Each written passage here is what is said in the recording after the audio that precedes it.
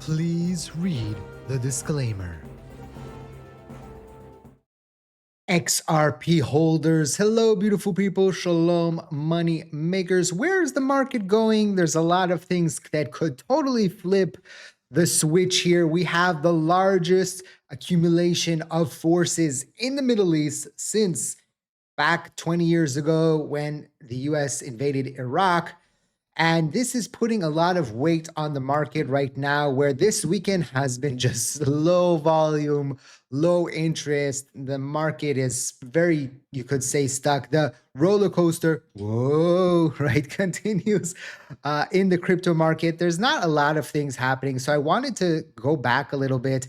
And there was the interview that Ripple CEO did on Fox News that kind of went viral. It got like 200, 300,000 views on YouTube. So I want to look at that interview, give my opinions about it. Also, we got some news. Don't worry about it. But Sunday, fun day. We'll move a little bit slower today. So, right, stretch your back out. My back is killing me. Stretch out. Relax, get some popcorn, get some drink, coffee, juice, whatever your heart desires, and let's get into it. So, currently, XRP is sitting at $1.42. Like I said, we haven't really seen something got messed up here on my graph. This was supposed to be like this. Okay. We haven't seen a significant movement here over the past 1, 2, 3, 4 days, where XRP really hasn't moved anywhere. We continue to see on the 4-hour chart that the market is getting squeezed, but not a short squeeze. If the price action is getting squeezed right here, we did not see this. You see this arrow here, that did not happen. So we didn't have a breakout on the 4-hour chart for Bitcoin and Ethereum. You can see right here, you can see the red line and the green line about to touch here. Both for Bitcoin, it's actually a little closer. For Ethereum, it's a little bit farther away. This I can delete there. And it's very interesting. You can see the manipulation happening. It's trying to get over, but it can't. Bitcoin, it's very, very close. If this happens, listen, the last time we crossed over here was back all the way when Bitcoin was at 94,000. So this was in January 19th, over a month ago. And so that was the last time that we crossed over here on the 4-hour chart. So that would be a very bullish signal. Doesn't mean that, we're going to see a recovery back to the upside, right? We'll see. Doesn't mean that this is going to happen, but that is a possibility that we need to take into consideration. Again, it all depends what happens here. You can see breaking 9 US C-17 military cargo jets carrying 700 tons of weapons are moving towards the Middle East. This is now the US largest military buildup since 2003. A whistleblower says a strike on Iran could happen as soon as Monday. So tomorrow, today, the anticipation is kind of is the worst part, because you don't know when it's going to happen. And the people here on the ground are saying, come on, let's just get it with, let's have something happen. The waiting is the worst thing, when you don't know when it's going to start and when it's going to happen. And people already are getting stressed, and, they're already, making preparations and things like that. But my mother-in-law said, let's come on, we of course we don't want anything to happen, but just the anticipation of something not happening, right? So it kind of, you're like, okay, let's just, we've been through this before, we can do it again. Let's just get it on, right? And so that's the feeling here on the street. But the market, it anticipates to see what is going to happen. And then we'll see, will Iran sell a significant amount of their crypto holdings? That's a possibility, so that could happen. We could see a big market sell-off. So even if the technicals are telling us, okay, we're about to cross over here, and this should be a bullish signal, that doesn't mean that that's going to happen, okay? And so we need to take that into consideration. And you never know what's going to happen. Listen, there's this company, I actually really hadn't heard about it. Sometimes I miss things, but this was Nakamoto company. It's down 99.32% in 280 days. It had a market cap of $23.6 billion. And it's a Bitcoin treasury company. And they didn't have the same structure backing that Strategy has, and they were not able to, have the the same situation. They have 5,398 Bitcoin that they bought near 118,000, right? Its treasury now sits on roughly 270 million in unrealized losses. This maybe they got too high on the price value there, but this was a huge turnaround. And again, it's another reminder to us that anything can happen, things can change. And as always, I just want to remind you that this video is for educational purposes, for entertainment purposes only, not financial advice. Always do your own due diligence before you decide to invest. I am not a prophet. I do not know what the market is going to do day to day. Okay, that's very important to remember. People might want me to be a prophet, but I'm not, even though I come from the land of the prophets, right? There were so many prophets back in the day, right? I don't know. Where did all the prophets go?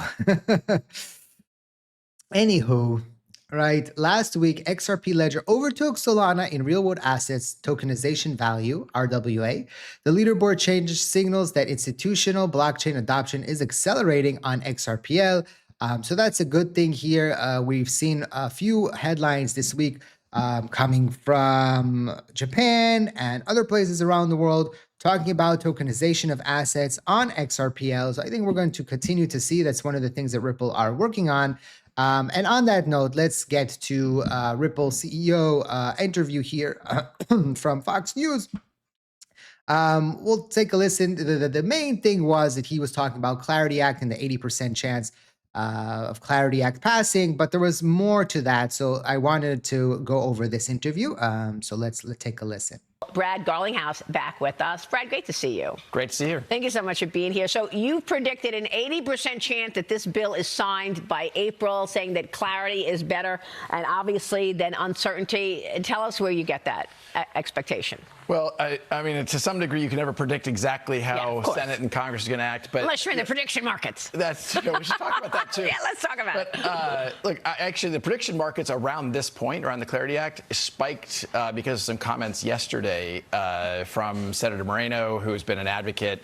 I think it's now 90% it will pass by the end of April. I had said a couple weeks ago, I thought end of April. At the time, people thought that was a little optimistic. There's a meeting today with a lot of leaders on both sides, the crypto and banking, in the White House. Actually, it's in 30 minutes or so. Ripple's chief legal officer is representing kind of Team Ripple there. But the White House is pushing hard on this, and I think that is a big reason why it will get done. It needs to get done for U.S. leadership. President Trump has been a clear leader and put the stake out there that we need the U.S. to be the crypto capital of the world. That's good for U.S. competitors. This is one of the reasons why I'm actually pretty bullish of the Clarity Act actually passing. Now, I know that currently the price action is a dud, right? And again, there's the reason why is this, right? That's my opinion. But the fact is that if the president wants something happening, it's going to get done. And he's going to put pressure on the people that need to be pressured, and it's going to get done, right? And if all the people are saying, Coinbase CEO, Ripple CEO, all of them saying, the people in the Congress there, we really don't know what the banks are thinking because they're not really telling us. But if they're saying that there's high probability, they probably know what's going on. They know what the hang up is, right? So they know it's probably a small thing. And that's why I'm pretty bullish on the price action in the next 3, 4, 5 months going forward, 6 months, because the Iran situation, let's hope, right, knock on wood, it finishes fast and it doesn't weigh too much on the crypto market.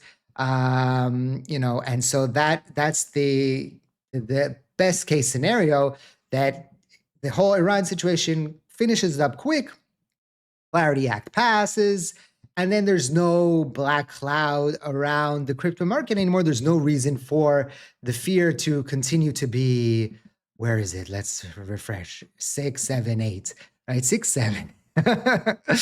My kids are driving me crazy with that. Here, so it's at 9. It went up. Ooh, it's 9, right? So that's that. Let's continue here. And that leadership from David Sachs and Patrick Witt in the White House have been really critical around this. So what's the Ripple position in the meeting today? Our position is very much don't let perfection be the enemy of progress. No bill that gets to Congress or gets through Congress, no bill is perfect. And I think that it got stalled because I think some in the industry are kind of pushing for something a little bit more perfect. Our view is we need clarity. Ripple has been fortunate, and we got sued by the U.S. government and had a federal judge say XRP is not a security. We have clarity. Yeah. That's brilliant. And you got that clarity in the Genius Act. We did get, the stablecoin market got that clarity in the Genius Act. But the industry, the crypto and blockchain industry in the United States, needs the same clarity that Ripple had to fight for in the courts. And I think for this that industry, XRP is a security. The XRP is not a security. Okay. And that's what the courts ruled very clearly. And so we were very happy to have that. But the whole industry can't live in limbo.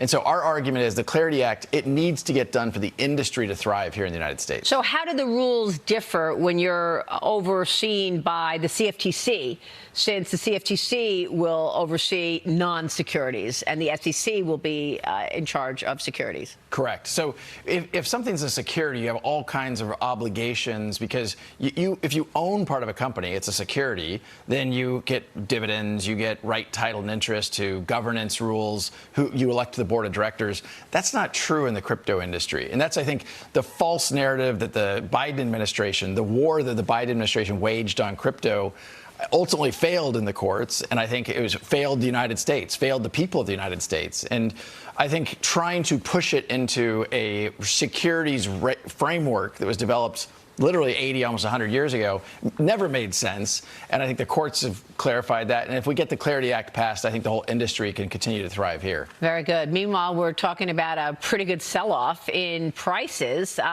Give us the impact on Ripple. I mean, when you see crypto like Bitcoin down, what, 50% from the highs, others down 40% from the highs, what's behind that and how has it impacted Ripple? Well, look, I think one of the things is what we're talking about right now, the lack of clarity. And I think as the Clarity Act got pushed, stalled in late January, that certainly didn't help. Look, Ripple had a tremendous year in 2025, and we're starting 2026 in a really strong place because there's more interest from CFOs and treasurers and even boards of directors saying, hey, how could we be using these technologies to make our systems more efficient? Stablecoins, to me, are the starting line. That's where it starts. And it gives experimentation of, OK, now I can move my money 24/7. I can use. So you remember we've been talking about this. In my opinion, stablecoin is going to be the gateway crypto to the crypto market, meaning that many companies will purchase stablecoins. They'll get into the market via stablecoins. And then once you get your first taste, your first touch, then you start thinking, okay, maybe this is not so bad, right? It's crypto, but it's stablecoins. Maybe we add to our balance sheets a little bit more spicier stuff, right? And that's how I think many of these companies and big investors that might have been standoffish on the crypto market will do that. Also, regular Joes and Janes, right, that potentially now have the possibility to use stablecoins, for example, at businesses, will also say to themselves, okay, I'm using crypto already. Maybe I'll also, diversify my portfolio and add some of these assets as diversification. So I think, again, going forward, that is going to be the first step for many noobs, right, to get into the crypto market. You move it more inexpensively. And so stablecoins are the starting point, but blockchain and crypto infrastructure can really change payments broadly. We're seeing that from the Treasurer's office. We're seeing that around what we call prime brokerage services to provide liquidity. Ripple, partly through some acquisitions we did last year, is in a really strong spot as we start the year. To your point about the crypto markets, XRP actually has been the best performing major crypto this year. It's down about 20%. ETH, for example, is down about 33%. And I think the more we demonstrate real practical utility using these technologies to solve real problems, the more you're going to see that play out in a positive way. Let's go back to the acquisitions that Ripple has made, spending $3 billion on acquisitions since 2023. You've expanded into custody, prime brokerage, treasury management, stablecoin payments, also launching a new treasury platform. How do you continue to scale this up? You had the $1 billion treasury deal aimed at deepening institutional integration. Brad, give us a sense of where the company goes next with all of these businesses now. So Ripple has been very focused on how do we build bridges between what we've called traditional finance and decentralized finance, or crypto. And those bridges are kind of the core of where our products sit. What we found in buying a company in the treasury management services business, for example, G Treasury is the name of the company, now called Ripple Treasury, but they processed or orchestrated about $13 trillion of payments last year. Wow. 0 of those payments were crypto enabled. 0 of those payments were stablecoin enabled. And again, what we're seeing, they have over 1,000 customers, corporates that are using their technologies. What we're seeing is those treasurers, those CFOs, even the CEOs are pushing. They want to see how these technologies can make their systems unlock capital that's been trapped overseas, for example. So we're seeing that push. And now we have a great suite of solutions to introduce crypto to those. But today, again, there's 0 overlap between the crypto solutions and what G Treasury had in the past. So it's bringing those together. So are you expecting more acquisitions then in terms of scaling it further? We bought two big companies last year. And so the first half of this year is very much on let's pause. Integrate. That takes some work. I was actually in Chicago yesterday where the G Treasury is headquartered. And, look, I'm incredibly excited by the direction of travel we're seeing. Both of those acquisitions are way ahead of our forecast when we bought them. So we're very happy with that. But for the time being, we're going to slow down for a minute before we speed up. But you've seen, corporate America spend what? So if you were thinking maybe they were going to do some more acquisitions this year, probably not going to happen. Also on the IPO, that's, maybe she's going to ask in just a second, but this year there's going to be a significant amount of IPOs and big IPOs that are going to happen in the market. It might be similar to what we saw in 2021. There was so many IPOs. Why? The market was very hot. And when the market is hot, all these companies are like, okay, there's a lot of excitement. There's a lot of people that are focused on their portfolios. They're integrated into the market. They're listening on the markets. There's a lot of money, right? And so when that happens, you get all these companies, crazy valuations, they go up, and then usually most of them sell off significantly after that. And then they come back according to, the earnings and all that after that. There's going to be some big ones, a lot of AI companies, maybe OpenAI, Anthropic, and some other space, the Elon Musk companies.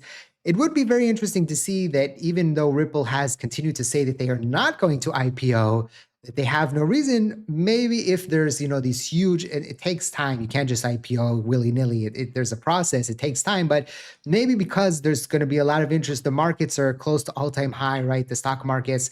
Maybe that would be the trigger that would send Ripple to do the IPO this year, where maybe next year might not be the best year to go IPO, right? So maybe she'll ask him about it. Let's see. Hundreds of billions of dollars try to adapt to this new world that we're seeing. On a practical level, tell us how things will change in financial services with regard to the digital asset story.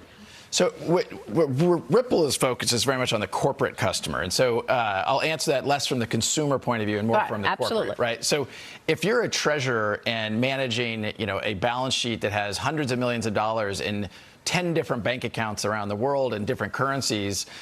Even Workday, for example, they hadn't hedged some of their foreign currencies and had a $700 million markdown because they hadn't hedged. And what really a big piece of Ripple's business now is that CFO dashboard. Give me visibility to all my liquidity, even if it's held in stablecoins, even if it's held in digital assets. Because as we've seen, more and more companies are saying, we want exposure to this asset class on our balance sheet. And so seeing that all in one place, being able to manage payments, being able to hedge risk, understanding liquidity, getting yield, because a lot of these, it's interesting, we see that portfolio and hundreds of billions of dollars are sitting dormant in, a 10 basis point yield account that could do much better. What did you make of the Clarity Act getting stalled because partly you had the folks at Coinbase saying, look, we don't like the language here when it comes to the rewards. Is that the only or main sticking point here? What else needs to be done to get that legislation back on track? So it is definitely the main sticking point. And I think you saw the vast majority of the crypto industry kind of leaning in and saying, hey, while this may not be perfect, this is a major step forward and we need that clarity. I do think the way I think about it as you back up, we need a level playing field for both sides. You've seen the CEO of Goldman Sachs, David Solomon, come out and kind of as an advocate for the Clarity Act because Goldman Sachs wants that same level playing field to compete with potentially crypto companies. I love that. That means the traditional financial industry is coming into the crypto industry more and more, and they want to make sure for them to compete, they have those clear rules of the road. Very different than what you saw, for example, from JP Morgan a couple of years ago. The tides have changed significantly. And yes, Jamie Dimon has gone from saying very negative things to saying some pretty constructive things. I think as you zoom out and look over the next 10 years, that's going to continue. Wow. A real changing backdrop here for finance. Brad, great to have you. So, on that last point, that's what I've been saying. I mean, you're seeing traditional finance, they don't care that we're in extreme fear, right? They look at the market, they look at the potential, and they're trying to get to the same level playing field as these crypto companies. They wouldn't be doing that if they didn't think that there was a future here. Right. And yes, right now, the price action, it's not great. There's not a lot of interest. Some people say that a lot of people have left the crypto market. They'll come back when price action gets more exciting. Someone was in the comment section saying, oh, you don't get the same amounts of likes because you make funny faces in the thumbnails, right? And your titles. I said, I made the same titles and same funny faces, right, a year ago, but the market was going up. So people liked the video more. When prices are not doing great, they don't like the videos or they watch less. This is just how it is. It has nothing to do with my beautiful face and my funny faces. So it will be very interesting to see what happens here and how we develop in the next, again, 6 months, a year, 2 years from now. It's going to be very, very interesting. As always, don't forget to check out the links in the description down below, see if anything interests you. Drop a comment, 8 for Infinity and beyond, if that's where you want your portfolio to go to. Don't forget to smash the like button, even if I make funny faces. Thank you for watching. I hope to see you next time. And like I always say, let's make a lot of money.